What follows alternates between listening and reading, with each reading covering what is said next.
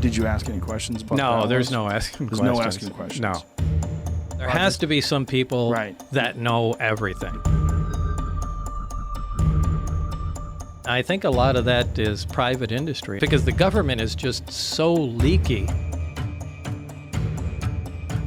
Bob Lazar has been a fascinating figure in the realm of ufology and conspiracy theories for decades, captivating the public with his claims of working on alien technology at a secret site near Area 51. You used to work at Area 51. Well, you know, we want to be accurate. Okay. Area S4. Lazar's narrative is particularly intriguing due to his assertion of holding degrees in physics and electronic technology from the prestigious Massachusetts Institute of Technology and the California Institute of Technology, also known as Caltech. These academic credentials are crucial to his story, as they would, in theory, make him more than qualified to work on the advanced projects he described. However, Lazar's educational claims have been met with skepticism, as no records of his attendance or graduation from these institutions have been found. Again, I forgot where the hell I am. This lack of evidence, including the absence of any corroborating accounts from classmates or professors, has led many to question the authenticity of his educational background.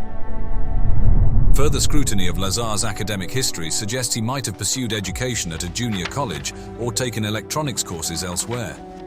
While commendable, these alternative educational paths would not typically qualify someone for the types of roles Lazar claims to have held, particularly those involving reverse engineering extraterrestrial technology. Lazar's most famous claim centers around his alleged employment at S4, a supposed secretive site near Area 51. He describes S4 as a facility embedded in a mountainside containing extraterrestrial spacecrafts. According to Lazar, his work focused on understanding and replicating the craft's advanced propulsion technologies, which he claims were powered by element 115, also known as moscovium, a then unknown element. Despite the detailed nature of Lazar's descriptions, the US government and military have consistently denied the existence of a facility like S4 and any employment of Lazar in projects involving extraterrestrial technology. The lack of verifiable evidence supporting Lazar's employment or the existence of the technologies he describes has been a significant obstacle in validating his claims. The skepticism surrounding Lazar's narrative is compounded by the absence of evidence confirming his educational background. Without concrete proof, Lazar's extraordinary assertions remain a subject of debate, leaving his credibility in question among critics and supporters alike. In the enigmatic world of Bob Lazar and his allegations about Area 51, there's a detail that continues to intrigue both skeptics and believers. Lazar's description of a unique hand scanner used for security at the S4 facility. This isn't your ordinary biometric device that we're accustomed to today, such as fingerprint or retina scanners. According to Lazar, this scanner was far more sophisticated, focusing on the bones within the hand through a series of light emissions. It's a compelling aspect of his story, especially considering the emergence of photographic evidence years later that corroborated the existence of similar technology used in classified environments. Now, in order to gain entrance to the facility, Bob Lazar depicted this security device as utilizing pins of light to measure the bone length and other unique characteristics beneath the skin of the hand. This method of identification is intriguing because it leverages the distinctiveness of an individual's hand bone structure, which, much like fingerprints, offers a highly unique identifier. The scanner operated by emitting narrow beams of light onto the hand, with these beams penetrating the skin to interact differently with the bones beneath. This interaction allowed the device to map the hand's bone structure, creating a detailed biometric profile based on bone lengths and spatial relationships. The critical piece of evidence supporting Lazar's claim came to light when photographs and documents of a device known as the Identimat surfaced. This device, used in sensitive locations including government and military facilities, functioned in a remarkably similar manner to Lazar's descriptions. It measured hand characteristics using light beams, focusing on the bone structure for identification purposes. The Identimat's emergence, a technology developed in the 1970s and deployed in high-security areas, provided a tangible piece of evidence that Lazar might have been familiar with the security measures of highly classified environments. The discovery of the Identimat technology was a pivotal moment for those following Lazar's story. It suggested that Lazar had detailed knowledge of the security practices within government facilities, which for some added a layer of credibility to his other claims. This point is particularly interesting when considering the broader context of Lazar's narrative and the skepticism surrounding his educational and employment history.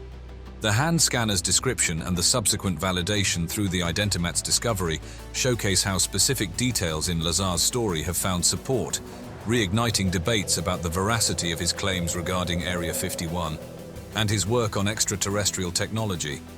Among the many fascinating claims Bob Lazar has made regarding his alleged work on extraterrestrial technology near Area 51, one of the lesser-known, yet thought-provoking assertions involves the origins of religion. According to Lazar, during his tenure at the S4 site, he was privy to briefing documents that offered an unconventional perspective on human history, particularly concerning how early human religious beliefs might have been shaped by extraterrestrial encounters. Lazar's claim dives into the possibility that extraterrestrial beings interacted with early humans who might have perceived these advanced visitors as divine or supernatural entities. This, he suggests, influenced the nascent stages of religious development, embedding the presence and actions of these beings into the very foundation of emerging religious practices and mythologies. The documents purportedly provided a reinterpretation of historical religious events, hinting that accounts deemed divine or miraculous in ancient texts could, in fact, be descriptions of encounters with advanced extraterrestrial technology and beings.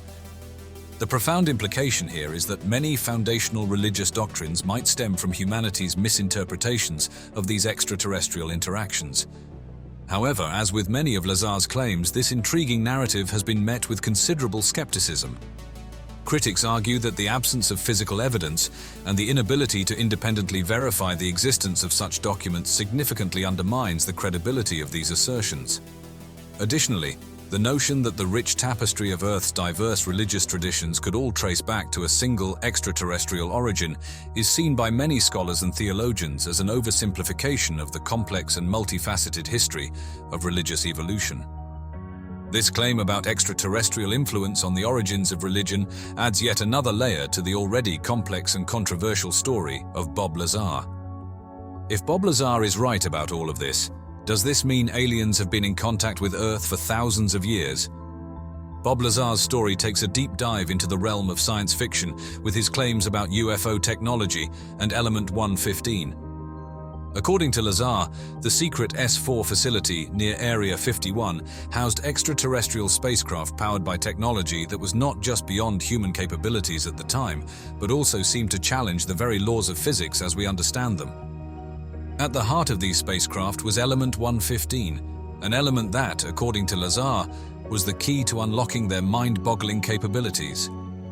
Before it was officially recognized and named Moscovium in 2003, Element 115, as Lazar described it, possessed properties that differed significantly from the scientific community's understanding.